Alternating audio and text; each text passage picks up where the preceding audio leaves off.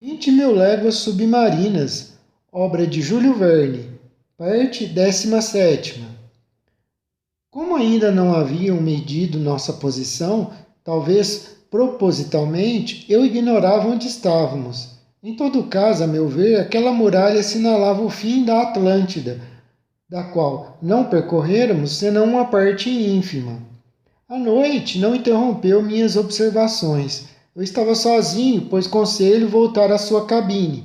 O Nautilus, reduzindo a velocidade, voava sobre as massas confusas do solo, ora roçando nelas como se quisesse pousar, ora subindo caprichosamente a superfície.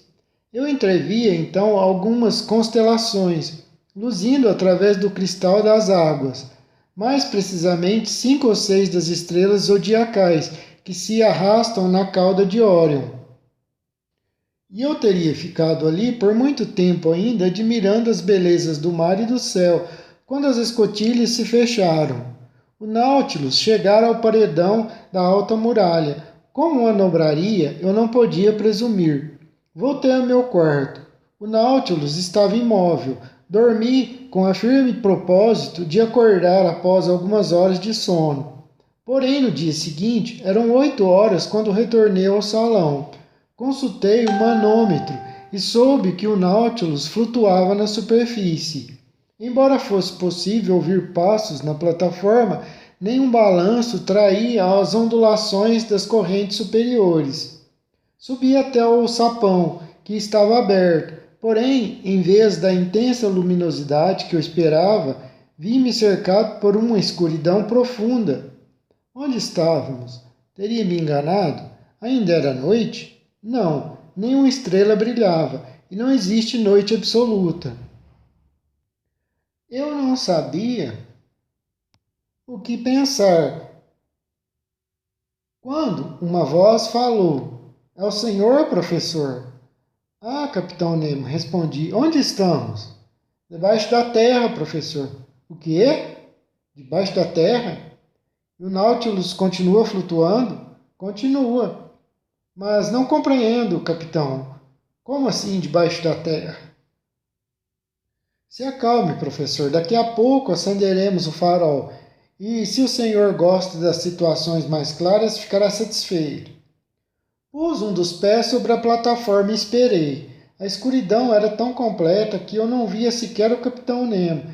Entretanto, observando o zênite, exatamente acima de minha cabeça, julguei receber um fulgor indeciso, uma espécie de meia-luz ocupando um buraco circular. O farol brilhou subitamente e seu brilho vivo pôs fim a difusa luz. Enfim, o seu brilho colocou fim àquela luz difusa. Depois de fechar por um instante os olhos, ofuscado pelo jacto elétrico, olhei. O Nautilus achava-se imóvel, flutuava junto a uma praia disposta como um cais. O mar que o sustentava naquele momento era um lago aprisionado num círculo de muralhas com uns 10 quilômetros de diâmetro ou 30 de circunferência. Seu nível, o manômetro, indicava só podia ser o exterior, pois existia necessariamente uma comunicação entre o lago e o mar. As altas paredes inclinadas sobre sua base abaulavam-se em cúpula e pareciam um imenso funil invertido, com 500 ou 600 metros de altura. No topo abria-se um orifício circular pelo qual eu surpreendera aquela leve claridade, evidentemente resultado da radiação diurna. Antes de examinar mais atentamente as disposições internas daquela enorme caverna, antes de me perguntar se era obra da natureza ou do homem, dirigi-me ao capitão Nemo. Onde estamos, capitão? Que local estranho e lindo! Exatamente no centro de um vulcão extinto, professor Aronnax, explicou o capitão. Um vulcão cujo bojo foi invadido pelo mar em consequência de alguma convulsão tectônica. Enquanto o senhor dormia, professor, o Nautilus penetrou nessa laguna por um canal natural aberto a 10 metros abaixo da superfície do oceano. É aqui seu porto afetivo, um porto seguro, confortável, misterioso, protegido de todos os tipos de ventos. Aponte-me no litoral de seus continentes ou ilhas um enseado equivalente a esse refúgio amuralhado contra a ira dos furacões. Com efeito, assenti. Aqui o senhor está em segurança, capitão Nemo. Quem poderia alcançá-lo no âmago de um vulcão? Mas eu não teria visto uma abertura no cume? Sim, a cratera, uma cratera que já foi ocupada por vapores e chamas e que agora dá passagem ao ar revigorante que respiramos, professor. Que montanha vulcânica é esta? Perguntei. Professor, esta montanha se trata de uma montanha vulcânica, como já disse, e pertence a uma das inumeráveis ilhotas de que o mar está cheio. Mero escolho para os navios, para nós, caverna imensa. O acaso me fez descobri-la e, desse ponto de vista, o acaso me foi de grande valia, professor. Mas não seria possível descer pela abertura que forma a cratera do vulcão, capitão Nemo? Não, professor. Assim como eu não poderia subir, claro, até cerca de 300 metros a base interna da montanha é acessível, mas acima disso os paredões predominam e seria impossível atravessá-los. Vejo, capitão, que a natureza sempre se adapta ao senhor, que está em segurança nesse lago e que mais ninguém pode visitar suas águas. Mas para que esse refúgio? O Nautilus não carece de porto, capitão Nemo. É verdade, professor Aronnax, mas carece de eletricidade para se mover, de elementos para produzir sua eletricidade, de sódio para alimentar seus elementos, de carvão para fazer seu sódio e de minas de carvão para extrair seu carvão. Ora, professor, precisamente aqui o mar cobre florestas inteiras que submergiram nas eras geológicas. Agora estão mineralizadas e transformadas em hulha. São uma mina inesgotável para mim. Então, aqui seus homens exercem a profissão de mineiros, capitão? Exatamente, professor Aronnax. Em minas. E elas estendem-se sob as águas do mar como as minas de carvão de Newcastle. Aqui, de escafandro, empunhando pá e picareta, meus homens extraem o carvão, que se quer pedir às minas da terra. Quando queimam esse combustível para fabricar o sódio, professor, a fumaça que escapa pela cratera da montanha lhe dá o aspecto de um vulcão em atividade. E veremos seus companheiros em ação, capitão? Não dessa vez, pois urge prosseguir com nossa volta ao mundo submarino. Portanto, irei apenas abastecer-me nas reservas de sódio que possuo. É só o tempo de fazer o carregamento, isto é, um dia, e retornaremos nossa viagem, professor.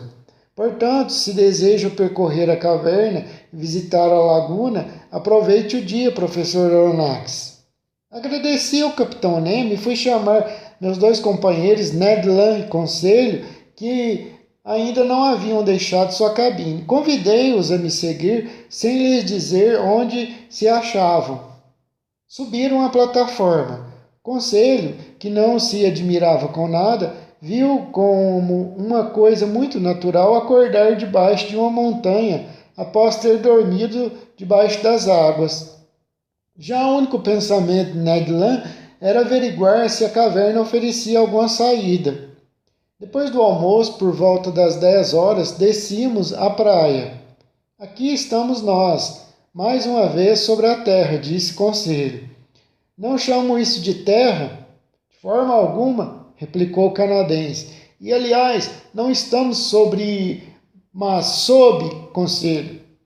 Entre o sopé dos paredões e as águas do lago estendia-se uma praia de areia fina que, em sua largura maior, media 1,5 km. Por essa praia era possível contornar o lago com facilidade, mas a base dos altos paredões formava um solo atormentado, sobre o qual jaziam, numa pitoresca superposição, blocos vulcânicos e enormes pedras pómeis. Todas aquelas massas desagregadas, revestidas por um esmalte esvernizado pela ação do magma, resplandeciam em contato com o facho elétrico do farol. A areia de mica da praia, que nossos passos revolviam, levantava como uma nuvem de fagulhas. Eis que, de repente, um cão começa a latir andando na praia. Quando ele nos viu, começou a correr em nossa direção. Minha cachorra. O solo elevava-se perceptivelmente, afastando-se do vai-vem das ondas. E logo chegamos às rampas longas e sinuosas, verdadeiras encostas que permitiam subir gradualmente. Ainda assim, era preciso caminhar com cautela em meio àquelas aglomerações que nenhuma argamassa ligava, e nossos pés escorregavam sob traquitos vitrificados, compostos de cristais de feldespato e quartzo. A natureza vulcânica daquela imensa escavação revelava-se por toda a parte e comentei o fato com meus dois colegas. Ned Land, conselho, consegue imaginar o que devia ser esse funil quando se enchia com lavas em ebulição e o nível desse líquido incandescente subia até a abertura dessa gigantesca montanha como ferro fundido nas paredes de um forno? Imagino perfeitamente, respondeu o conselho, mas gostaria que o patrão me explicasse por que o grão-ferreiro suspendeu essa operação e como foi possível substituir a fornalha pelas águas tranquilas de um lago. Muito provavelmente, conselho, porque alguma convulsão abaixo da superfície do oceano produziu a abertura, que serviu de passagem para o Nautilus. As águas do Atlântico precipitaram-se, conselho, no interior da montanha. Houve uma luta terrível entre os dois elementos, conselhos, luta que terminou com a vantagem para Netuno. Mas muitos séculos se passaram desde essa época e o vulcão submerso transformou-se em uma plácida caverna inundada. Muito bem, pronunciou-se Ned Land. Aceito a explicação, mas no nosso interesse, lamento que a abertura mencionada pelo professor não tenha se produzido acima do nível do mar. Mas, amigo Ned, ponderou o conselho, se essa passagem não fosse submarina, o Nautilus não poderia penetrar nela. E acrescento, mestre Ned, que as águas não teriam se precipitado sob a montanha e o vulcão teria permanecido vulcão. Logo, sua reclamação é supérflua. Continuamos nossa escalada. As rampas tornavam-se cada vez mais íngremes e estreitas, cortadas por abismos profundos que tínhamos de transpor. Diante de imponentes blocos de pedra, deslizávamos de joelhos, rastejávamos de bruços. Porém, com a destreza de conselho e a força do canadense, foram superados todos os obstáculos. A uma altura de aproximadamente 30 metros, a natureza do terreno modificou-se sem que por isso se tornasse mais fácil. Aos aglomerados e traquitos sucederam-se basaltos escuros, uns estendidos como toalhas ásperas e estufadas, outros formando prismas regulares, dispostos como uma colunata que suportasse os arcos daquela imensa abóbada, admirável exemplo da arquitetura natural. Mais adiante, por entre os basaltos, serpenteavam compridas torrentes de lavas resfriadas, estriadas por listras betuminosas, e aqui e ali vastos tapetes de enxofre. Uma luz mais forte, entrando pela cratera superior, irrigava como uma vaga claridade toda aquela magnífica vulcânica, para sempre sepultado no seio da montanha extinta. A uma altura de cerca de 750 metros, porém, nossa marcha ascensional viu-se subitamente diante de obstáculos intransponíveis. A lateral interna voltada a lateral interna voltava a dar vazão para o vazio, e a montanha transformou-se numa calçada circular. Naquele último plano, o reino vegetal começava a lutar contra o mineral, com arbustos e mesmo algumas árvores germinando nas anfractuosidades da parede. Reconheci eufórbios, árvores a expelir seu suco cáustico, heliótropos, cuja incompetência não fazia jus a seu nome, uma vez que os raios solares nunca chegavam até eles. Debruçavam tristemente seus cachos de flores, de cores e aromas esvanecentes. Aqui e ali, tímidos crisântemos cresciam ao pé de aloés, com longas folhas tristes e enfermiças. Mesmo assim, entre os rios de lava, percebi minúsculas violetas, ainda perfumadas por um leve aroma, e confesso que as aspirava deliciado. O perfume é a alma da flor, e as flores do mar, hidrófitos esplêndidos, não têm alma. Chegáramos ao pé de um conjunto de robustos dragoeiros que rasgavam as rochas com a força de suas musculosas raízes, quando Ned Land exclamou: "Ó, professor, uma colmeia!" "Uma colmeia", repeti, fazendo um gesto de total incredulidade. "Sim, uma colmeia." E abelhas zumbindo ao redor. Aproximei-me e fui obrigado a render-me à evidência. No buraco de uma toca aberta no tronco de um dragoeiro, voejava milhares e milhares desses engenhosos insetos, tão comuns em todas as Canárias e cujos produtos são tão estimados por lá. Desnecessário mencionar que o canadense quis imediatamente fazer uma provisão de mel, e eu teria sido um desmancha-prazeres se o tivesse contrariado. Para isso usou seu isqueiro, ateando fogo numa certa quantidade de folhas secas misturadas com enxofre, e começou a defumar as abelhas. Os zumbidos cessaram pouco a pouco, e a colmeia acuada forneceu-lhe borbotões de um mel perfumado com que Ned Land encheu seu embornal. Misturando esse mel com a massa do artocarpo, afirmou: "Estarei em condições de lhes oferecer uma saborosa torta." "Por Deus!" exclamou o conselho. "Teremos pão de mel." "Nada a dizer quanto ao pão de mel", suspirei, "mas voltemos ao nosso interessante passeio." Em certas curvas da trilha que percorríamos, o lago mostrava-se em toda a sua extensão. O farol iluminava por inteiro sua superfície serena, sem rugas nem ondulações. O Nautilus mantinha-se na mais completa imobilidade. Na plataforma e na praia, os homens da tripulação se agitavam, sombras escuras nitidamente recortadas na atmosfera luminosa. Naquele momento, contornamos a crista mais elevada dos primeiros planos de rochas que sustentavam a abóbada. Notei então que as abelhas não eram os únicos representantes do reino animal no interior do vulcão. Aves de rapina ora planavam e rodopiavam esparsamente na penumbra, ora deixavam seus ninhos empoleirados nas rochas pontiagudas. Eram gaviões de barriga branca e pio estridente. Nas escarpas também se exibiam com toda a rapidez de suas patas compridas, belas e gordas abertadas.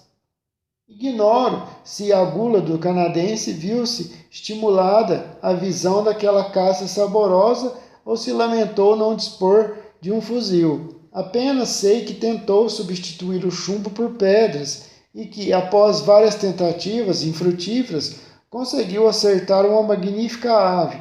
Dizer que arriscou 20 vezes a vida para capturá-la é pura verdade, mas no fim sua habilidade fez com que o animal se juntasse às pelotas de mel no embornal. Fomos obrigados então a descer novamente até a praia, pois não havia mais como prosseguir a partir da crista. Acima de nós, a cratera escancarada parecia a boca de um poço. De lá era possível distinguir o céu com grande nitidez e observei a passagem de nuvens desgrenhadas pelo vento oeste, arrastando seus fiapos através de si até o cume da montanha. Prova irrefutável de que aquelas nuvens achavam-se estacionadas a uma altura ínfima, considerando que o vulcão não se erguia a mais de 2.500 metros acima do nível do mar. E meia hora depois da última proeza do canadense, voltamos à praia interna. Ali a flora era representada por vastos tapetes de perrixol do mar, pequena planta umbelífera, ótima para conservas, que também recebe os nomes de fura-pedra e funcho marinho, e da qual conselho coletou alguns espécimes.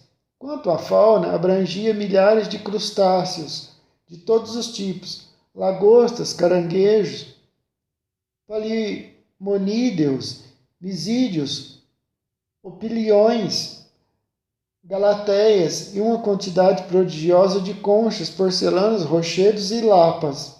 Naquele local abria-se uma magnífica gruta. Meus companheiros e eu não nos furtamos ao prazer de deitar sobre sua areia fina. O fogo envernizara suas paredes esmaltadas e reluzentes, salpicando-as com o pó de mica, e Ned Land as apalpava, sondando sua espessura. Não pude deixar de sorrir. A conversa passou então aos eternos planos de fuga, e julguei poder, sem me estender muito, dar-lhe alguma esperança, já que o capitão Nemo descera para o sul a fim de renovar seu estoque de sódio. Eu presumia, portanto, que rumaria para as costas da Europa e da América, o que permitiria ao canadense Ned Land tentar novamente uma fuga. Fazia uma hora que estávamos deitados no interior daquela encantadora gruta. A conversa animada no início agora morria e fomos tomados por uma certa sonolência. Não vendo nenhuma razão para resistir, entreguei-me a um profundo sono. Eu sonhei. Ninguém escolhe seus sonhos. Que minha existência limitava-se à vida vegetativa de um simples molusco e que aquela gruta formava a dupla valva de minha concha. Fui despertado bruscamente pela voz de conselho. Alerta, alerta! Gritava o digno rapaz. O que há, conselho? Alerta de quê? O que está acontecendo? Perguntei, sorguendo. Está entrando água, disse conselho. Levantei-me rápido. O mar precipitava-se como uma torrente dentro de nosso refúgio. E, definitivamente, uma vez que não éramos moluscos, como no meu sonho, tínhamos de fugir. Em poucos instantes, achamos-nos em segurança no topo da própria gruta. Mas, afinal, o que está acontecendo? Perguntou o conselho. Algum fenômeno desconhecido, professor? Nada disso, amigos, respondi. É a maré, apenas a maré, que quase nos surpreende, como ao herói de Walter Scott. O oceano cresce ao lado de fora e, obedecendo a uma lei absolutamente natural de equilíbrio, o nível do lago eleva-se proporcionalmente. Banho já tomamos. Vamos trocar de roupa no Nautilus. 45 minutos depois, demos por concluído nosso passeio circular e regressamos a bordo. Os homens da tripulação terminavam de embarcar as provisões de sódio e o Nautilus estava pronto para partir. Entretanto, o capitão Nemo não deu nenhuma ordem. Pretendia esperar o anoitecer e sair secretamente pela passagem submarina? Talvez. Indiferente a tudo, o Nautilus, deixando seu porto seguro, no dia seguinte navegou distante de qualquer pedaço de terra e a poucos metros abaixo das ondas do Atlântico. O Mar de Sargassos. O curso do Nautilus não se modificara, o que nos obrigava a abandonar momentaneamente qualquer esperança de retornar aos mares europeus. capitão Nemo mantinha o rumo sul. Para onde nos arrastava aquele homem? Não me atrevi a especular.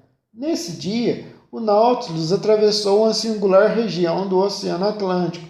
Ninguém ignora a existência da grande corrente de água quente, conhecida pelo nome de Corrente do Golfo, a qual, partindo dos canais da Flórida, alcança Spitzberg.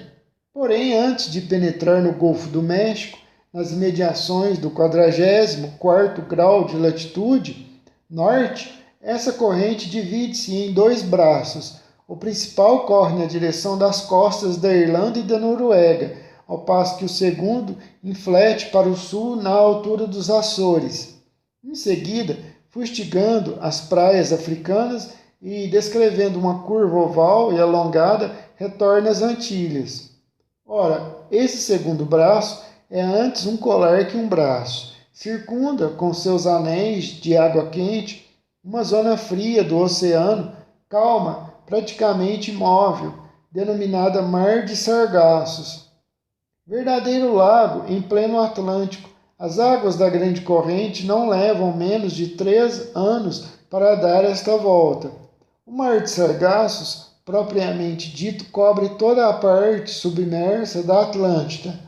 Alguns autores chegaram a admitir que o viçoso capinzal que nele cresce foi arrancado das planícies do antigo continente. Contudo, o mais provável é que essa relva, algas e fulcos roubados das praias da Europa e da América tenham sido arrastados até lá pela corrente do Golfo. Aliás, foi esta uma das razões que levaram Colombo a supor a existência de um novo mundo. Quando as naus desse temerário explorador chegaram ao mar de Sargassos, navegaram com dificuldade em meio àquele capinzal que lhes detinha o curso, para grande pavor da tripulação, e desperdiçaram 3 longas semanas para atravessá-lo. Era esta a região que o Nautilus visitava naquele momento, verdadeira campina, um denso tapete de algas, fulcos e uvas do trópico, tão espesso, tão compacto, que a roda da proa de um navio não o venceria sem muita dificuldade. O capitão Nemo, portanto, não querendo comprometer a hélice naquela massa vegetal, manteve-se a alguns metros de profundidade abaixo da superfície das águas. O nome Sargassos vem da palavra espanhola sargazo, planta que é o principal elemento desse imenso viveiro. Eis porque, segundo Maury, autor da Geografia Física do Globo, esses hidrófitos aglomeravam-se nessa sossegada bacia do Atlântico. A explicação que podemos dar, afirma ele, parece-me resultar de um experimento conhecido de todos. Se colocarmos num recipiente pedaços de rolhas ou qualquer tipo de corpos flutuantes e imprimirmos à água desse recipiente um movimento circular, veremos os fragmentos dispersos confluírem para o centro da superfície líquida, isto é, para o ponto menos agitado. No fenômeno que nos ocupa, o recipiente é o Atlântico, a corrente do Golfo é a corrente circular e o Mar de Sargassos o ponto central, onde vêm reunir-se os corpos flutuantes. Sou da opinião de Maury e pude estudar o fenômeno naquele meio ambiente único onde os navios raramente penetram. Acima de nós flutuavam corpos de todas as origens convergidos para o centro daquela vegetação marrom.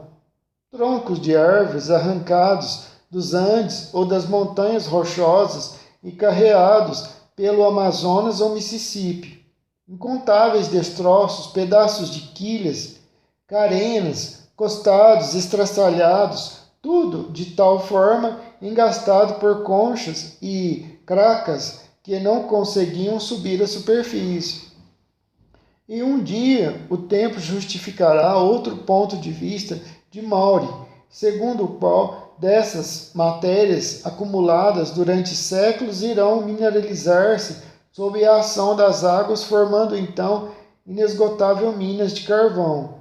depósito valiosos forjado pela precavida natureza para o momento em que os homens tiverem exaurido as minas continentais. Em meio a esse inextricável tecido de algas e fulcros, observei encantadores alciones estrelados de tom róseos, actíneas arrastando sua longa cabeleira de tentáculos, medusas verdes, vermelhas, azuis e principalmente os grandes risóstomos de Cuvier, cuja umbrella azulada é aureolada por um festão roxo. Passamos o dia 22 de fevereiro no mar de Sargassos, onde os peixes amantes das plantas marinhas e dos crustáceos encontram abundante alimentação. No dia seguinte, o oceano recuperara o aspecto de sempre. Desde então, durante 19 dias, de 23 de fevereiro a 12 de março, o Nautilus, mantendo-se no meio do Atlântico, transportou-nos a uma velocidade constante de 100 léguas por dia. Evidentemente, o capitão Nemo pretendia cumprir seu programa submarino, e eu não duvidava de que cogitasse, após dobrar o Cabo Horn, voltar aos mares austrais do Pacífico. Ned Land, portanto, tinha todos os motivos para ficar temeroso. Naqueles vastos mares, privados de ilhas, não convinha mais tentar a fuga, muito menos opor-se às vontades do capitão. A única alternativa era curvar-se. Mas o que não podíamos mais esperar obter pela força ou astúcia, eu ainda achava ser possível de obter por meio da persuasão. Terminada a viagem, o capitão Nemo não consentiria em nos restituir a liberdade sobre o juramento de que nós três jamais revelássemos sua existência e a existência do seu Nautilus. Juramento de honra que não teríamos cumprido.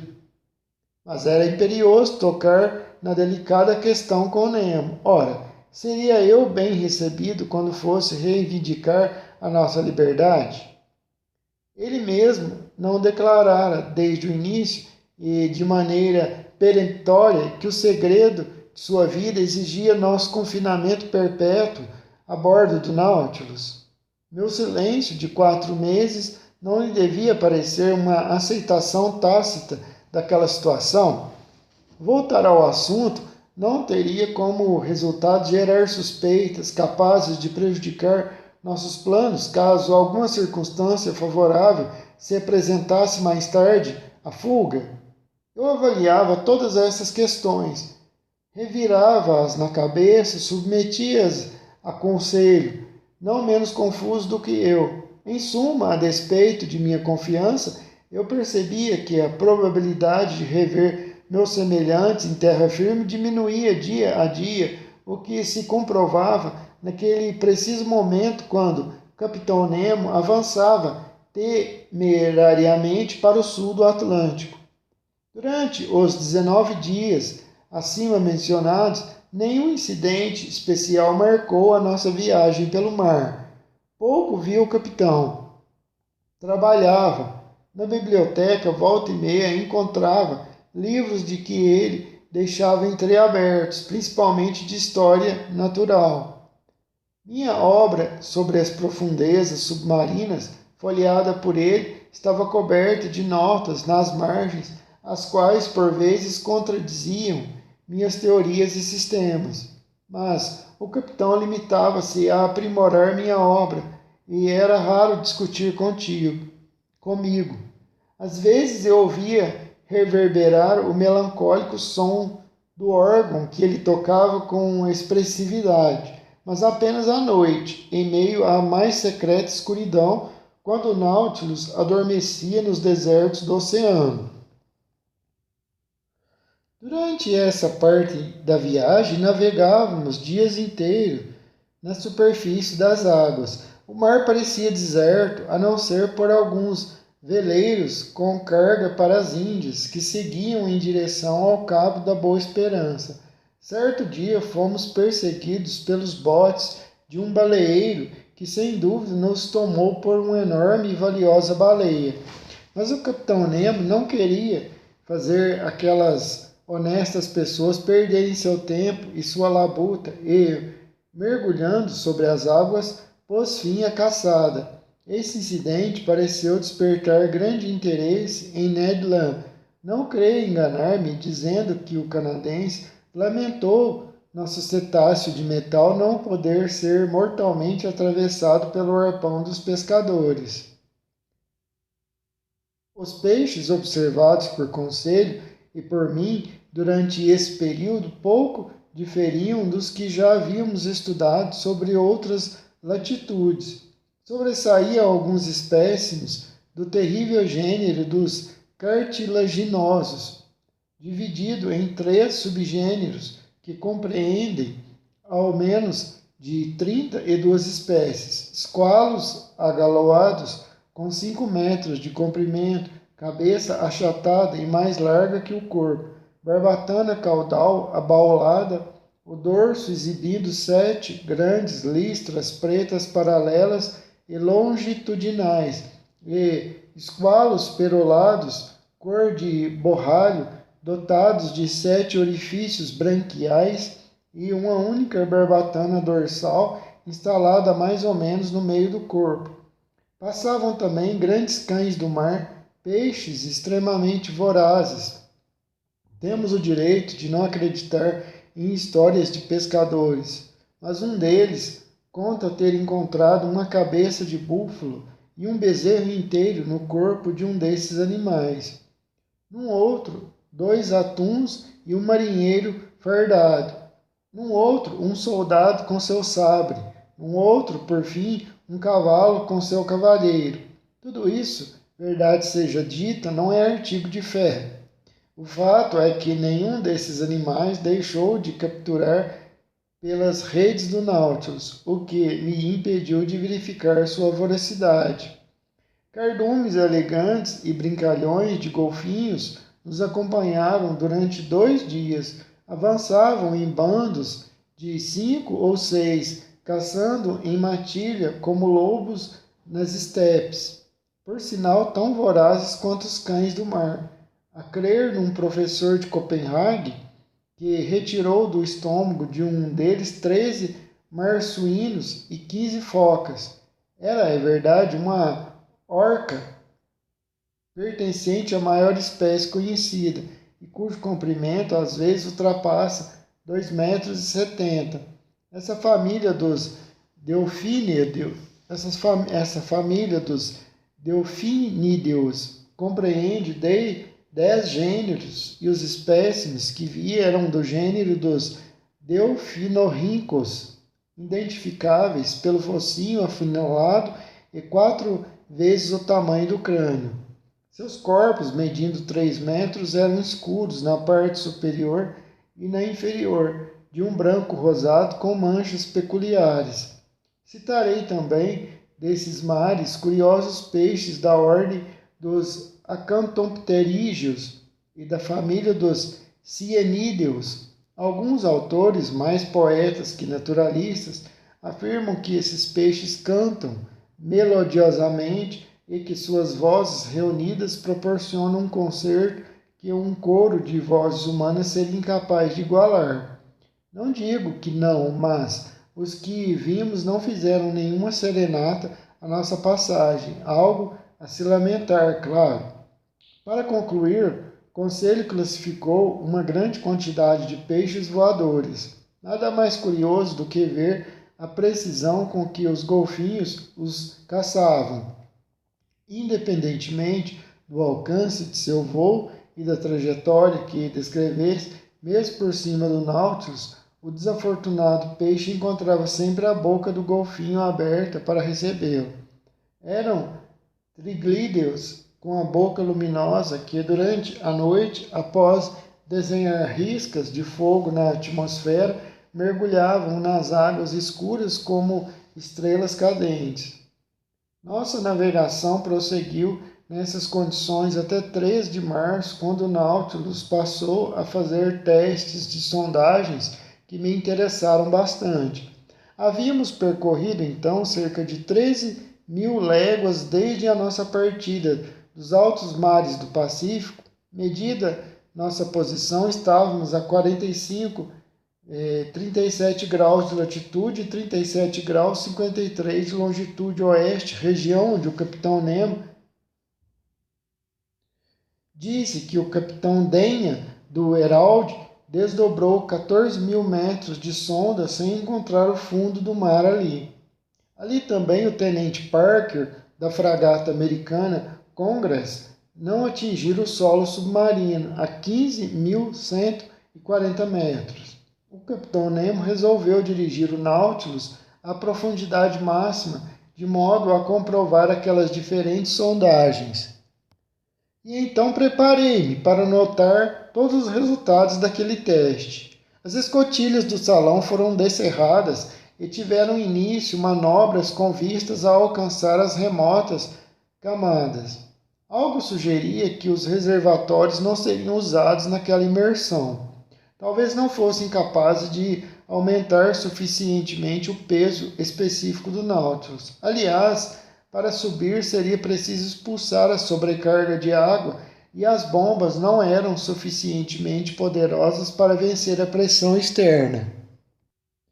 Para alcançar o fundo oceânico, o capitão Nemo optou por fazer uma diagonal aberta, fazendo uso de seus planos laterais que foram dispostos num ângulo de 45 graus em relação à linha da água do Nautilus. Em seguida, a hélice foi propelida ao máximo de sua velocidade e suas 4 pás passaram a fustigar a água com indescritível violência. Com esse poderoso impulso, a estrutura do Nautilus vibrou como uma corda sonora e fendeu as águas. O capitão e eu, apostos no salão, acompanhávamos o ponteiro do manômetro, que derivava rapidamente. Logo ultrapassamos as zonas habitáveis, e se alguns animais não conseguem sobreviver senão na superfície dos mares ou rios, outros, menos numerosos, mostram-se à vontade nas regiões abissais. Entre estes últimos, observei o albalfar, espécie de tubarão dotado de 6 ventas respiratórias, o telescópio, com olhos enormes, o bacamarte, com barbatanas cinzentas, peitorais pretos, protegidos por um jabot de placas ósseas vermelhas claras, e por fim o granadeiro, que vivendo a 1.200 metros de profundidade resistia a uma pressão de 120 atmosferas. Peixes? Ele me respondeu, raramente, mas no estado atual da ciência, o que é presumido e o que é sabido. Essa resposta me veio depois que perguntei ao capitão Nemo se ele observara peixes a profundidades mais abissais. Vejamos, capitão, é sabido que, ao nos aproximarmos das camadas baixas do oceano, a vida vegetal desaparece mais depressa que a vida animal, que lá onde ainda se encontram criaturas com vida, não vegeta mais um único hidrófito, que vieiras e ostras sobrevivem a 2.000 metros de profundidade e que McClintock, o herói dos mares polares, coletou uma estrela do mar viva a profundidade de 2.500 metros. Também é sabido que a tripulação do Bulldog da Marinha Real coletou uma astéria a 2.620 braças, ou seja, mais de 1 légua de profundidade. Mas talvez o capitão Nemo me diga que ninguém sabe coisa alguma. Não, professor, surpreendeu-me o capitão, não cometerei tal indelicadeza, mas pergunto-lhe como explica o fato de criaturas viverem em tamanhas profundidades. Explico por 2 razões, respondi. Em primeiro lugar, capitão, porque as correntes verticais produzidas pelas diferenças na salinidade e na densidade das águas geram um movimento suficiente para manter a vida rudimentar dos crinoides e das astérias. Correto, aprovou o capitão. Em segundo lugar, porque, sendo oxigênio a base da vida, seu volume dissolvido na água do mar aumenta com a profundidade, em lugar de diminuir, e a pressão das camadas baixas contribui para comprimi-lo. Ah, isso é conhecido? Exclamou o capitão Nemo num tom ligeiramente perplexo. Pois bem, professor, e esse fato é pertinente, pois é verdadeiro. Eu acrescentaria que, quando pescados na superfície das águas, a bexiga natatória desses peixes contém mais nitrogênio que oxigênio, e inversamente mais oxigênio que nitrogênio, quando apanhados nas grandes profundidades, o que corrobora tal sistema. Mas continuemos nossas observações. Verifiquei o manômetro. O instrumento indicava uma profundidade de 6.000 metros. Nossa imersão já durava 1 hora. O Nautilus deslizava através de seus planos inclinados. Continuava a descer. As águas desertas eram admiravelmente transparentes e de um diáfano que nada poderia descrever. 1 hora depois estávamos a 13.000 metros, cerca de 3 léguas e 1/4, e nem sinal do fundo do oceano. Entretanto, a 14.000 metros percebi picos enegrecidos surgindo em meio às águas, picos que podiam pertencer a altas cordilheiras, como a do Himalaia ou do Mont Blanc, mais altos até, e a profundidade daqueles abismos permanecia incalculável. O Nautilus continuou a descer, apesar das poderosas pressões que sofria. Eu sentia suas placas metálicas tremerem sob a juntura dos rebites. As vigas abaulavam-se, as paredes gemiam. Os vidros do salão pareciam estufar sob a pressão das águas, e o sólido aparelho provavelmente teria cedido se, como dissera seu capitão, não fosse capaz de resistir como um bloco compacto. Roçando pelos declives daquelas rochas perdidas sobre as águas, eu ainda permanecia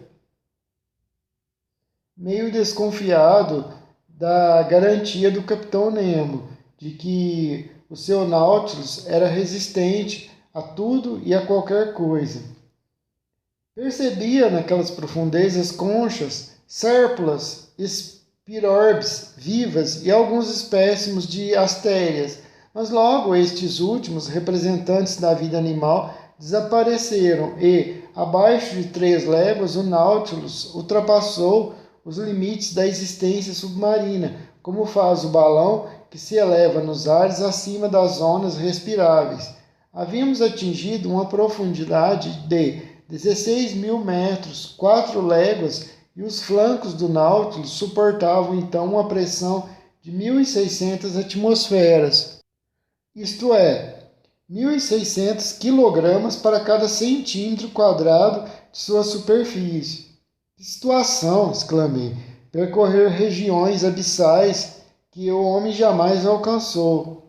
Veja, capitão, veja essas magníficas rochas, essas grutas desabitadas, esses últimos receptáculos do planeta onde a vida não é mais possível, porque somos obrigados a recolher apenas a lembrança dessas regiões desconhecidas.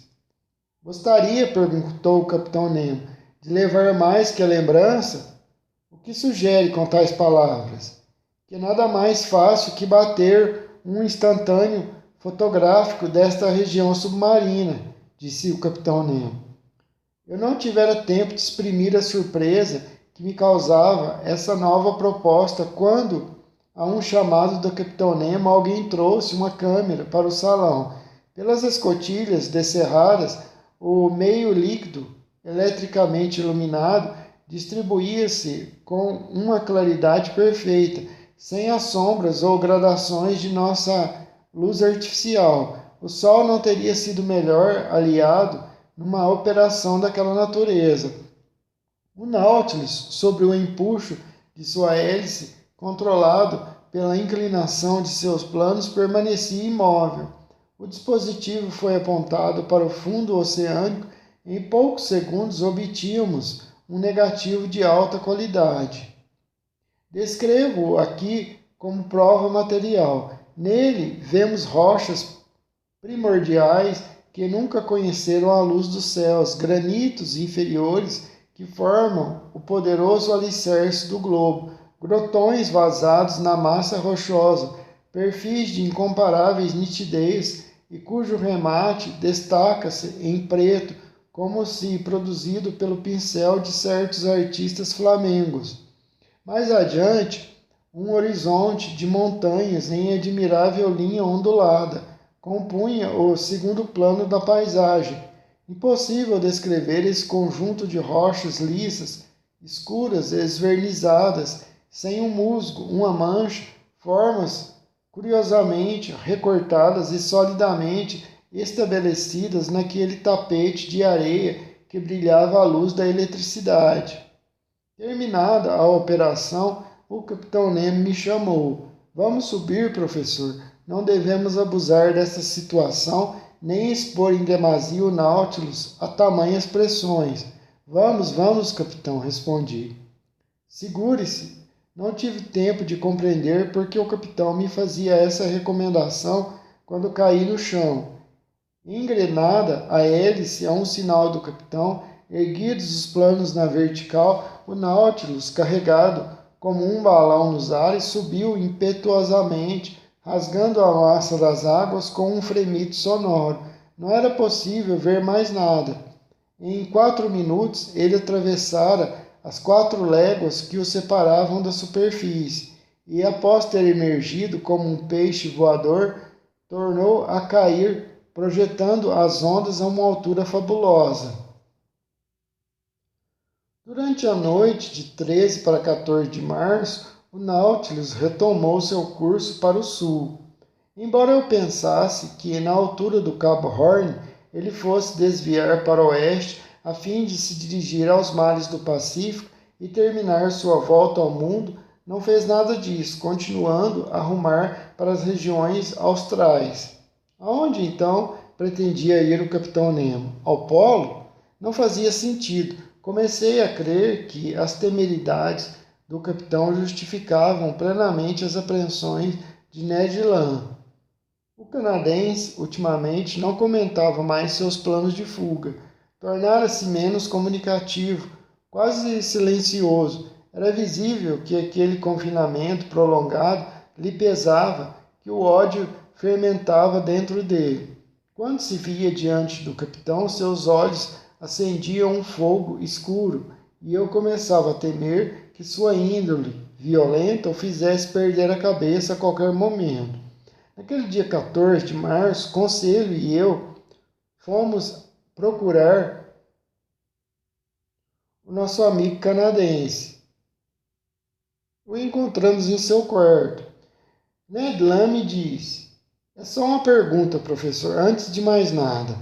Quero lhe fazer uma pergunta. Fale, mestre Ned Land, lhe disse. Quantos homens acha que há a bordo do Nautilus? Difícil dizer, Ned Land. Não parece requerer uma tripulação numerosa, raciocinou Ned Land. É verdade, meu amigo, concordei. Nas condições em que se encontra, 10 homens bastariam para manobrá-lo. Exatamente, disse o canadense. Por que haveria mais? Por quê? Repeti.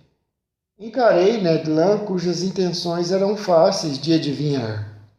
Por quê? Continuei.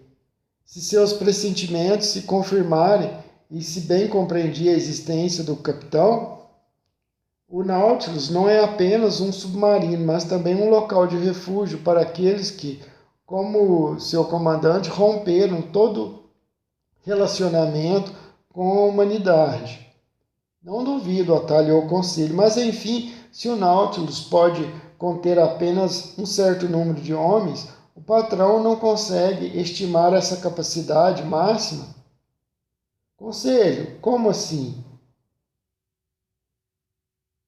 Pelo cálculo, dada a capacidade do navio que o patrão conhece e por decorrência a quantidade de ar que ele encerra, ou por outro lado, sabendo quanto cada homem consome no ato da respiração, interpretando esse número à luz da necessidade que o Nautilus tem de subir a cada 24 horas. Conselho não terminara a sua linha de raciocínio, mas eu via claramente aonde ele queria chegar.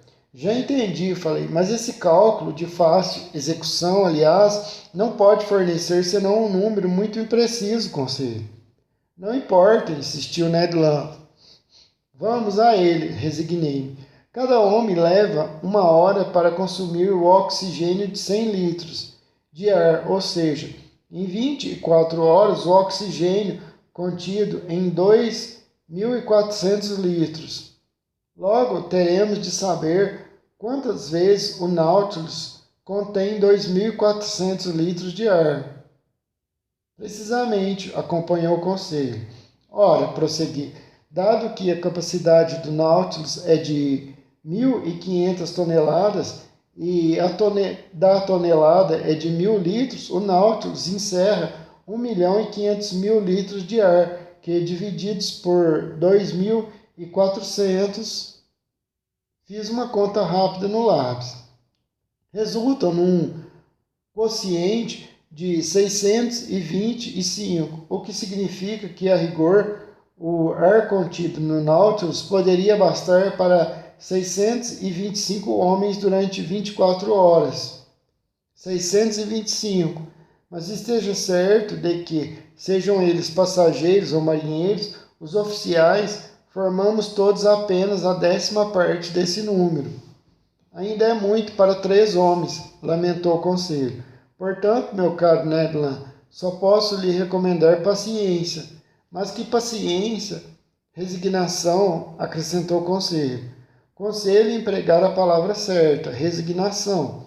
Mas o capitão não pode ir a vida toda para o sul, consolou o conselho. Ele tem de parar, nem que seja por causa da geleira, e retornar a mares mais civilizados. Aí sim será hora de retomar os planos de Ned Land. O canadense balançou a cabeça e passou a mão na testa. Sem responder, se retirou. Que o patrão me permita uma observação, analisou então o conselho. Esse desventurado Ned Land vive pensando no que não pode ter. Tudo de sua vida passada retorna-lhe à mente. Tudo o que nos é proibido parece-lhe maravilhoso. As antigas lembranças o oprimem e seu coração está prestes a explodir. É compreensível. O que ele tem para fazer aqui dentro desta lata de sardinha? Nada, nada, mas não é um cientista como o patrão. Não poderia sentir o prazer que sentimos nas coisas admiráveis do mar, patrão.